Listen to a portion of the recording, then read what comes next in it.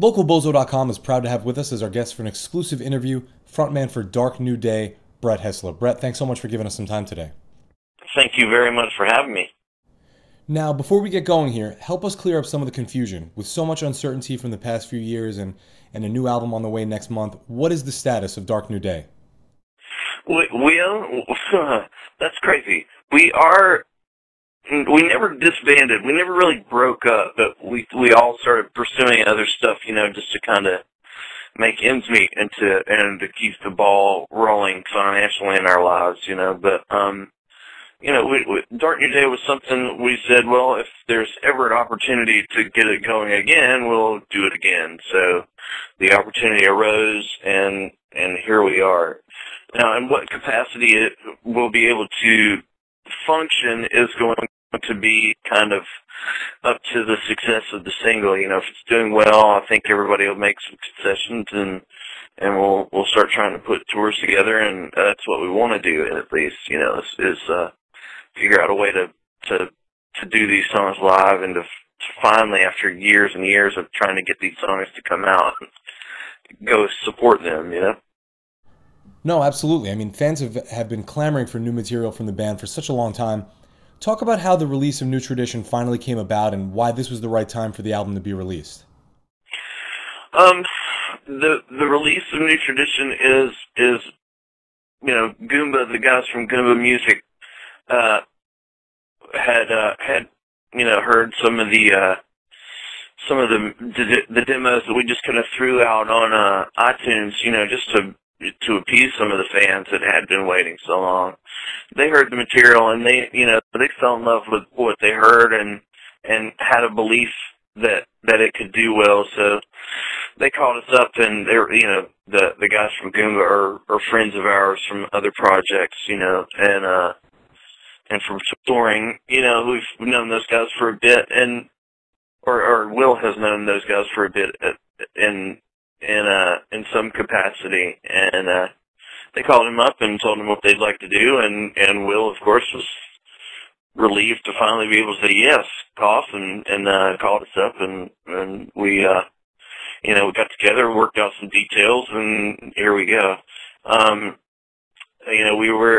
We had the recordings for New Tradition were done, and we're ready for our second release with Warner Brothers, which we lost our A&R guy off the label, and the pretty much the whole roster changed at Warner Brothers, and the love for Dark New Day was gone at the label, so we got let go, and we were just sort of sitting on those songs and going, and the recordings we had done for Warner Brothers, of course, were off limits, so we couldn't use that record. So we started, just trying to find another home for the songs, and whether we had to re-record it or release the versions we had recorded was sort of irrelevant. We didn't care. We just wanted the songs to finally be heard, and it's nice to be able to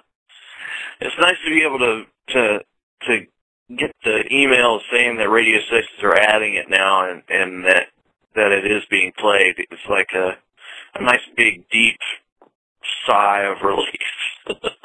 Absolutely, and you've spent so much time in your career out front as a singer-songwriter, but also more recently in the studio as a producer, working with a lot of newer bands in the genre. What's been the most rewarding part of working behind the scenes for you, and do you miss being out on tour? I am infatuated and obsessed with being a part of the creative process, and that's what makes me feel alive as a person, or alive as a musician, is being able to help create the sound of new bands, and to help them realize, their vision that they're trying to get on a recording is I feel like just as in tune and in touch with that as I do being a songwriter for myself. And I feel like, something I'm getting better at and better at and better at over the years. And it's just really rewarding to see, a band that just has a couple of rough demos or has some home recordings done, and no contacts and a little small fan base, you know, it's great to jump in with a band at that point and watch things grow and to a point to where they achieve a deal and then it comes out on their own, you know, i.e. Framing Hanley. And I have another band called Star City Meltdown that's going to be coming out later this year. And it's just really rewarding to be able to see these, you know, these bands start with nothing really going on and to have a full-fledged ball rolling by the time they're done recording with me and have some, you know, it's nice to be able to hand something out and get results. You know, I mean, all that is what's addictive about it. All of that is why it's so rewarding. Let's talk 2012 if we can for a minute. You know, you talked a little bit earlier about potentially touring. Do you anticipate launching a tour in 2012 supporting New Tradition? And are there any talks of getting back into the studio together to sort of continue this momentum? I don't know about the end of the year because there's already a pretty heavy dose of touring for some of the guys, you know, and the I Empire guys are working singles at radio right now, and Evanescence is at radio with stuff. So what we're hoping is that we'll be able to piggyback on something like that and to just, you know, get things rolling as we can. There's nothing we love better to be able to just drop everything and roll the Dark New Day tour and to see how it goes. That's our hope. But we're going to see how the single is received and you know, just plan a few shows. I really, at this point, it's a strategical nightmare on how we're going to pull this off. But that's what, you know, our want and our hope is that we're doing shows this summer to support the show, to support the record. Awesome. Well, it's great news. And personally, on a personal level, I'd be remiss if I didn't bring up the band that launched your career, Virgos Merlot. The debut album, Signs of a Vacant Soul, plays like a soundtrack to my high school years. There's just something about that album that still, some 15 years later, holds up incredibly well, and I think it's one that never really got its due. Looking back, what do you think it was about the band, or maybe that time in music, that prevented the band from exploding like we really thought and believed it should have? Wow, there's a lot of stories there. There's, you know, the Virgos Merlot. I love that music, and you know, I had every belief that it was going to do well and going to, you know, take over the earth.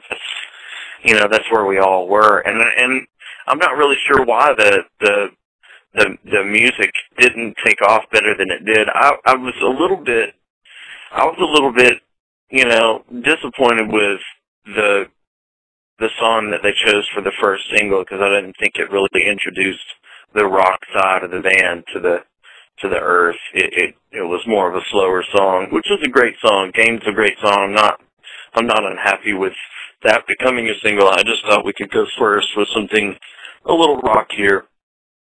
And we also had some misfortunate phone calls between members of the band who should not have been making phone calls to presidents of record labels.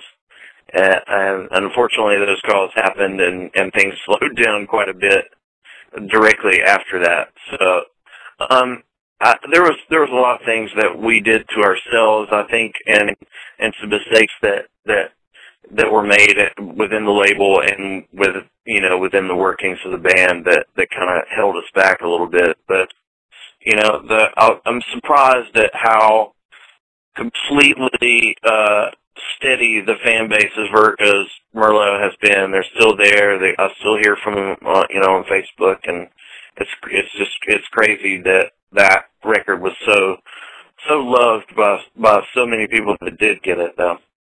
You know, that's the thing with the new album. So much of New Tradition really has that same sort of feel. Just listening to the album, so much of it focuses on the melodies of the guitars and of your vocals, rather than necessarily going to the heavier side of music. Was that a conscious decision to create the record this way musically, or really just a result of so many different musicians bringing what they do best to the table?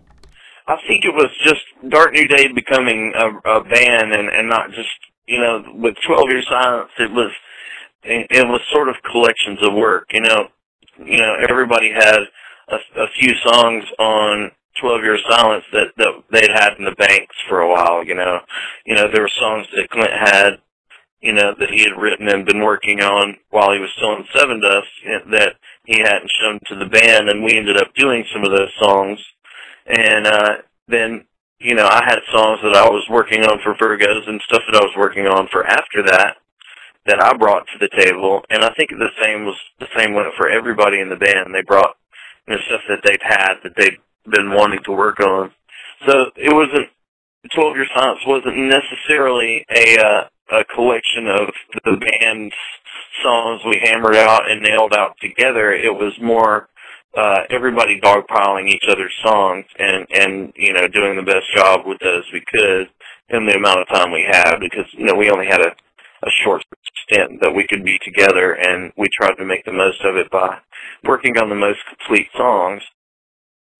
And I love 12 Years Silence. I think it came out great, but I think that New Tradition is definitely more of a representation of what Dark New Day sounds like when we write together.